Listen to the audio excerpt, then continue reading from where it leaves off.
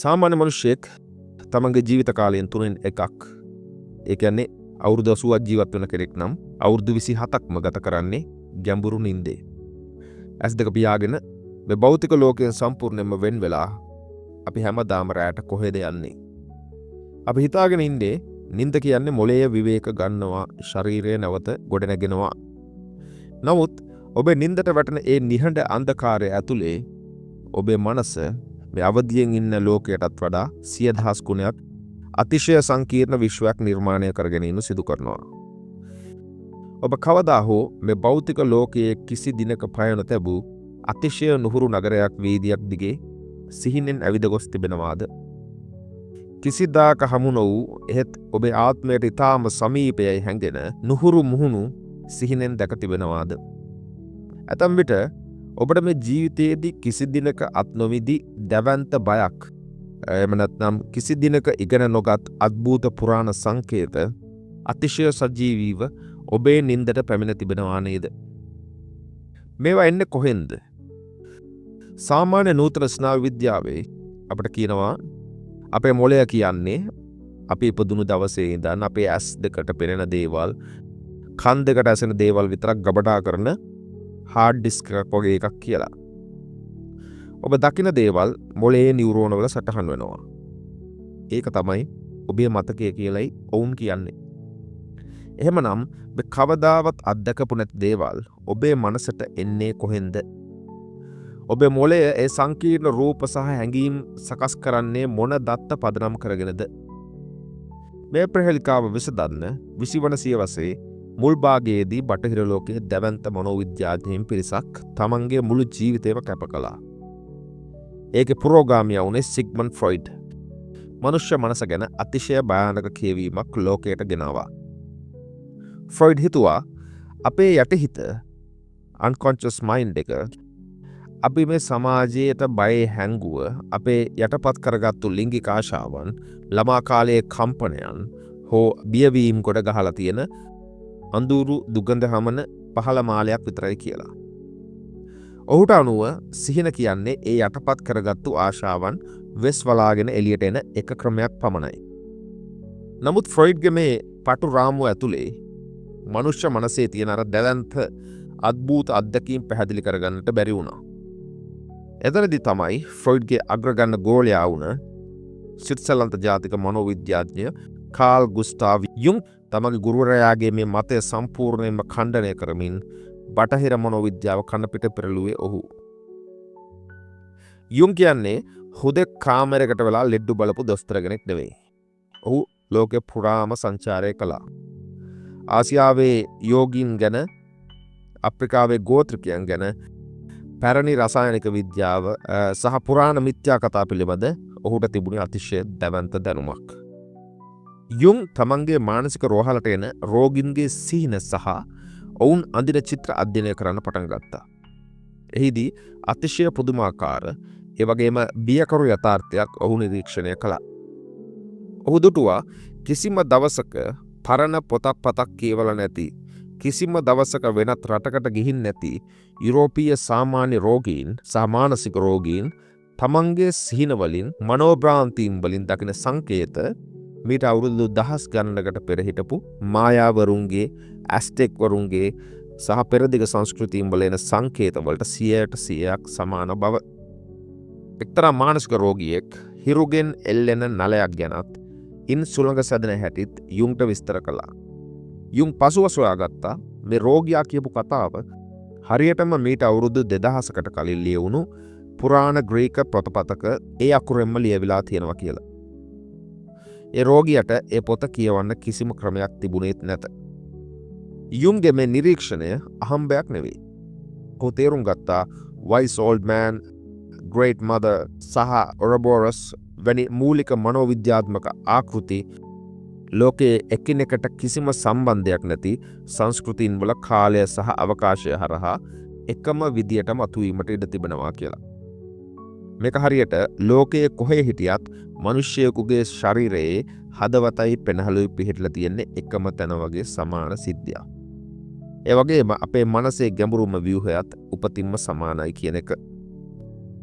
එතනදී තමයි කාල් යුන් බටහිර විද්‍යාවේ එතෙක් මෙතෙක් බිහි වූ අතිශය දැවැන්ත සහ විප්ලවීයම මනෝවිද්‍යාත්මක සංකල්පය ලෝකයට හෙළි කළේ.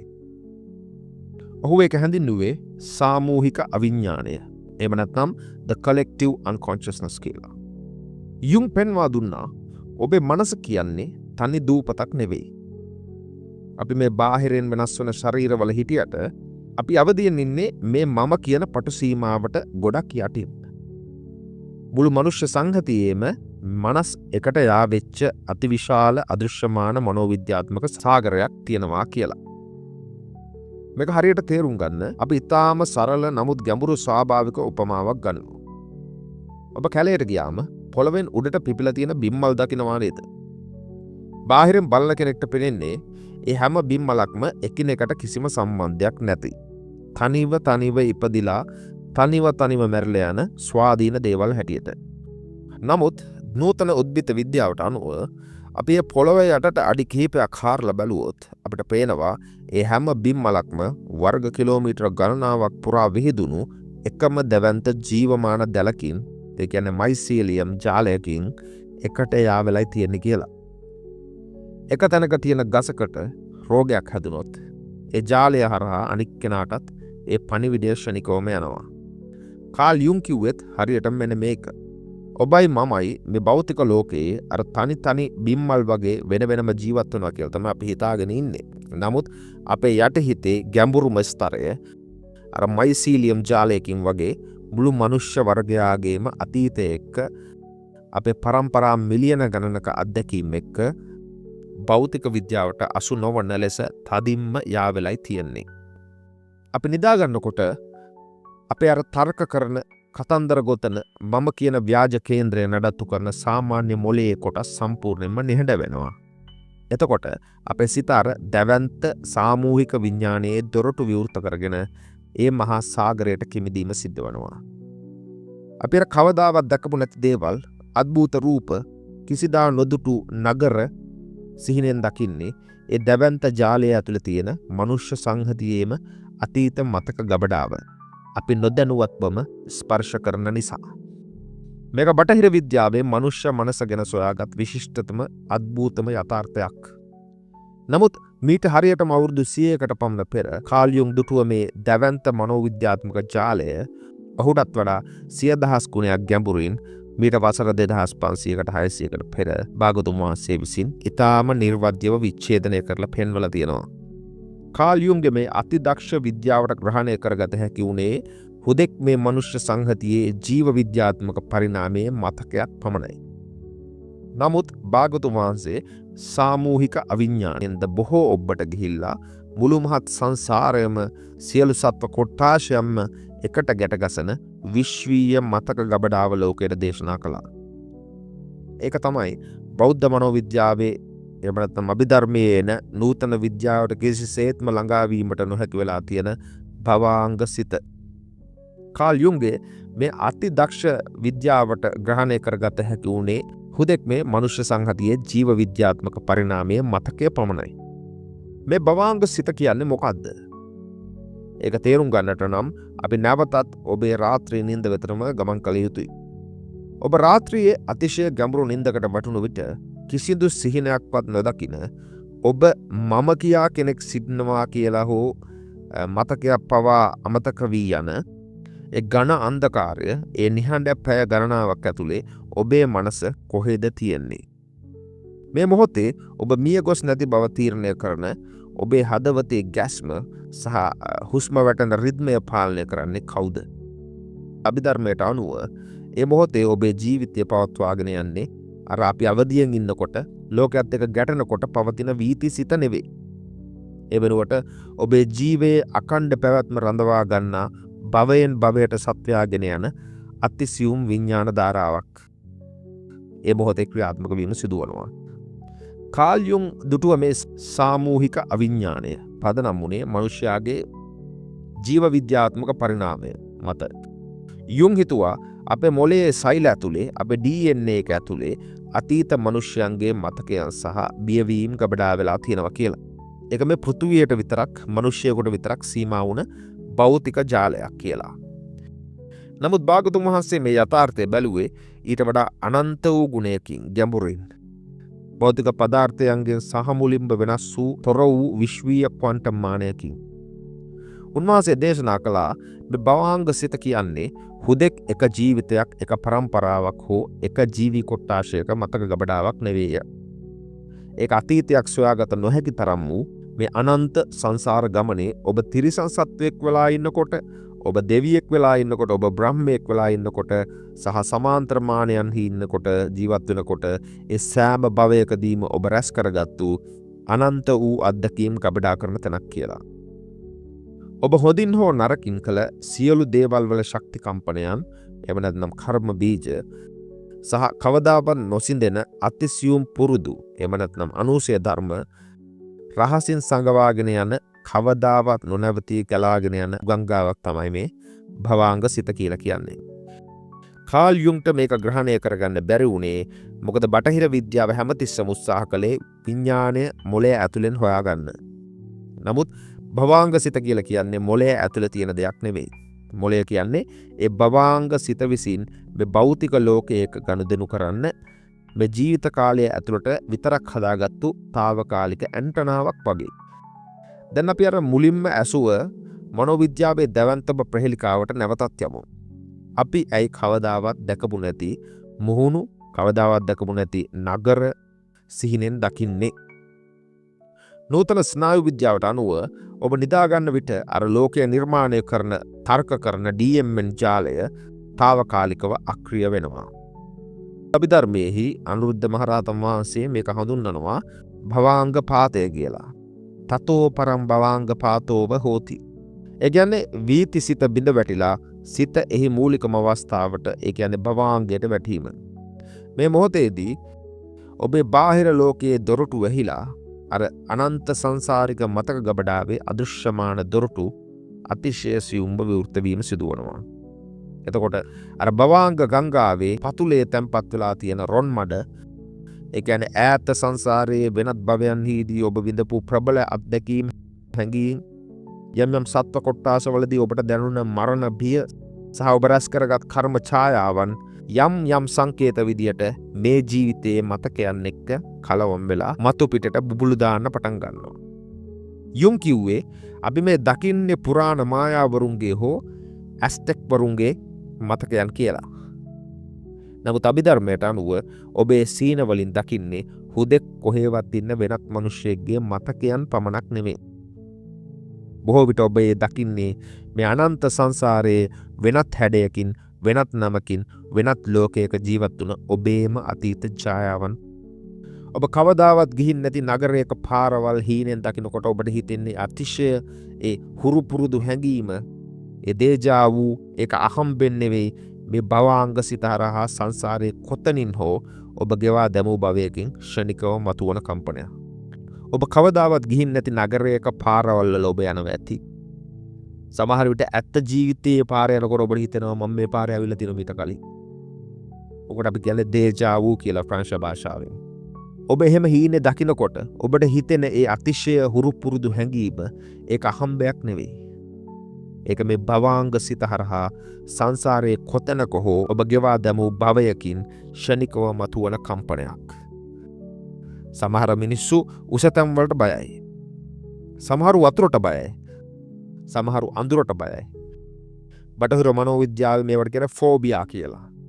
ළමා කාලයේ සිදුවීම් වලට මේව ගලපන්න උත්සාහ කරනවා. එක එක නම් දානවා. නමුත් භාගතුන් වහන්සේ බුදු දහමේ පෙන්වා දෙන්නේ මේ අහේතුක බියවීම, මේ සාමාන්‍ය ලෝකයට නොගැලපෙන ආශාවන් එන්නේ අර භවාංග සිතේ ගැඹුරෙන්ම තැන්පත් වෙලා තියෙන අතීත භවයන් වලදී ඔබ අත්විඳි මරණයේ කම්පනය. එහෙම නැත්නම් පුරුදු අනුසය කියලා අපි කියන්නේ ඒව නිසා කියලා. මෙතනදී බටහිර මනෝවිද්‍යාව සම්පූර්ණයෙන්ම අසරණ වීම සිද්ධ වෙනවා. කාල් යුන්ගේ සාමූහික විඥාණයට පේන ශිතිජයට වඩා අනන්ත ගුණයක් ඈතට මේ සංසාර ගමන විහිදෙන බව භාගතුන් වහන්සේ දුටුවා. නමුත් මේ සම්පූර්ණ කතාවේ විශාලතම විප්ලවය, එහෙම නැත්නම් කූට ප්‍රාප්තිය තියෙන්නේ මෙතන නෙවෙයි. කාල් යුන්ට මේ අදෘශ්‍යමාන ජාලය ගැන තිබුණේ එක ඉලක්කයක්. නමුත් භාගතුන් වහන්සේට මේ ගැන තිබුණේ සම්පූර්ණයෙන්ම වෙනස් ඉලක්කයක්. ඒතර කාල් යුන් උත්සාහ කළේ මේ දැවැන්ත ජාලය ඇතුලේ සිරකරුවෙක් විදිහට සතුටෙන් ජීවත් වෙන හැටි හොයාගන්න. කාල් යුන්ට අවශ්‍ය වුණේ කුමක්ද? ඔහුට අවශ්‍ය වුණේ මේ සාමූහික අවිඥානය. එහෙම නැත්නම් collective unconscious කියන එක ඒ ගැඹුරු සාගරය තුල කිමිදෙන්න. එතන තියෙන මනුෂ්‍ය සංහතියේ බය, ආශාවන්, ඔහු හැඳින්වූ සෙවණැල්ල the shadow න්‍යාය තමන්ගේ අවදි මනසත් එක්ක සමපාත කරගන්න. ඒකෙන් බේරිලා යන්නේ නැතුව ඒ යටිහිතේ තියෙන යක්ෂයින්ව තේරුම් අරගෙන ඒ මතකයත් එක්ක මිත්‍ර වෙන්න. මනෝවිද්‍යාවේ මේ අතිසංකීර්ණ ක්‍රියාවලිය ඔහු හැඳින්වුවේ ඉන්ඩිවිජුවේෂන්. කාල් යුන් හිතුවා මේ සාමූහික විඥානයේ ගැඹුර තේරුම් ගත්තම මනුෂ්‍යයට මේ ලෝකය ඇතුලේ වඩාත් සමබරව සතුටින් ජීවත් වෙන්න පුළුවන් කියලා. ඒක හරියට සංසාරය කියන මේ දැවැන්ත සිරගෙදර ඇතුලේ ඉඳගෙන ඒ සිරගේ බිත්තිවල ලස්සන චිත්‍ර ඇඳලා අඳුරු මුළු වලට බිය නොවි ඒ සිරගෙදර ඇතුලේ වඩාත් සතුටින් ජීවත් වෙන හැටි හොයාගන්නවා වගේ වැඩක්. නමුත් බෝධි මූලයේදී භාග්‍යතුන් වහන්සේ මේ භවාංග සිතේ පතුලටම කිමුදුණු ඒ මුළු මහත් සාමූහික විඥාණයම තමන්ගේ ප්‍රඥාවෙන් පීරලා බලලා දුටු පරම සත්‍ය මොකද්ද? උන්වහන්සේ දුටුවා මේ සාමූහික විඥාණය කොතරම් අద్භූත වුණත් මේ භවාංග සිතේ ගබඩා වෙලා තියෙන සංසාරික මතකයන් කොතරම් දැවැන්ත වුණත් මේ මුළු මහත් ව්‍යුහයම තවත් එක මායාවක් පමණයි කියලා. ඔබ මේක ඇතුලේ කොතරම් සතුටින් පීනන්න හැදුවත් මේ භවාංග සිත නැමැති ගංගාවත් හේතුඵල ධමයට යටත් වූ නිරන්තරයෙන් වෙනස් වන අනිත්‍ය වූ සාරයක් නැති අනාත්ම වූ තවත් එක් සියුම් කම්පනයක් පමණක් බව. භවාංග සිත පවතින්නේ එහි පතුලේම තියෙන අවිද්‍යාව, තණ්හාව කියන බලවේගයන් දෙක නිසා. ඔබ මේ සාගරය ඇතුලේ පීනන්න හැදුවොත්, ඔබේ මතකයේ එක්ක සමපාත වෙන්න හැදුවොත්, ඔබ සදහටම මේ මයිසීලියම් ජාලයේ ඒ මහා සංසාරික මැට්‍රික්ස් එකේ හිර වෙනවා. එබැවින් භාගතුන් වහන්සේගේ අවසන් ඉලක්කය වුණේ මේ සංසාරික මතක ගබඩාව ඇතුලේ සමබරව ජීවත් වීම නෙවෙයි, ඒ සාමූහික විඥානය සමග මිත්‍ර වීමත් නෙවෙයි. උන්වහන්සේ කලේ අතිශය තියුණු විදර්ශනා ප්‍රඥාව නැමැති ආලෝකයෙන් මේ භවාංග සිතේ පතුලේම හැංගිලා තියෙන අර අනන්ත භවයන් ගණනාවක ඉඳන් අපි අරගෙන ආපු ඒ සියලුම කර්ම බීජ අනුසය ධර්ම මුළුමනින්ම දවා අලු කර දැමීමට ඒ දවන්ත විදර්ශනා ආලෝකයේ වැටෙන තප්පරයේදී අර මම කියන ව්‍යාජ කේන්ද්‍රය විතරක් නෙවෙයි අර කාල් යුන් දුටුව සාමූහික විඥානයත් මේ අනන්ත සංසාරය පුරා දිවෙන අඳුරු භවාංග ගංගාවත් සම්පූර්ණයෙන්ම සිඳී යනවා.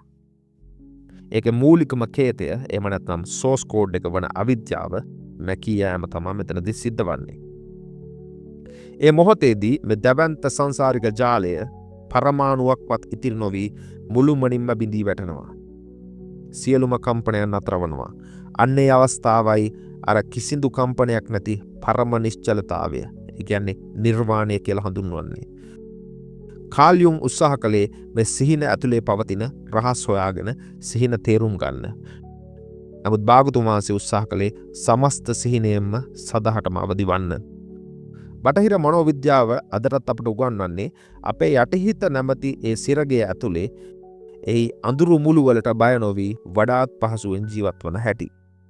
බුදු දහම අපට උගන්වන්නේ ඒ සිරගේ බිත්ති පමණක් නෙවෙයි, එහි අත්තිවාරමත් ඒ සමස්ත සංසාරික මැට්‍රික්ස් එකෙන් සම්පූර්ණයෙන්ම පුපුරවා හරලා සදහටම නිදහස් වන විදිය. මේ දර්ශනයන් දෙකම මනුෂ්‍ය මනසේ ගැඹුර ස්පර්ශ කරනවා.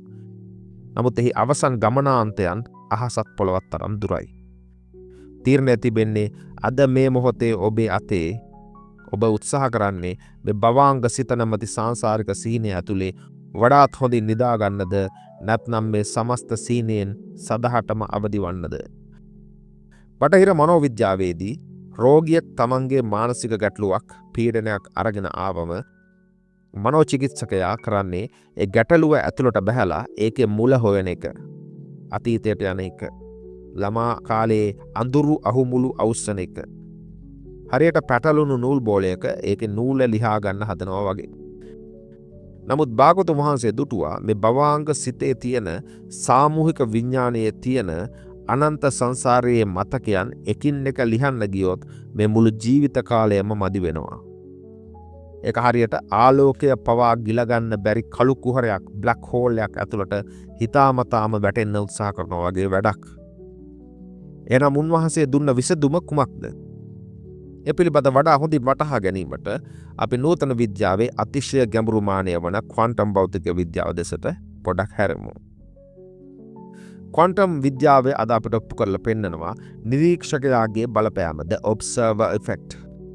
ඒ කියන්නේ යම්කිසි ශක්ති තරංගයක් නිරීක්ෂකයෙක් විසින් දැඩි අවධානයකින් බලාගෙන ඉන්නකොට ඒ තරංගය ක්ෂණිකවම පදාර්ථයක් බවට පත් වෙලා නිරීක්ෂණය කිරීමෙන් පමණක් එහි යථාර්ථය වෙනස් කරනවා.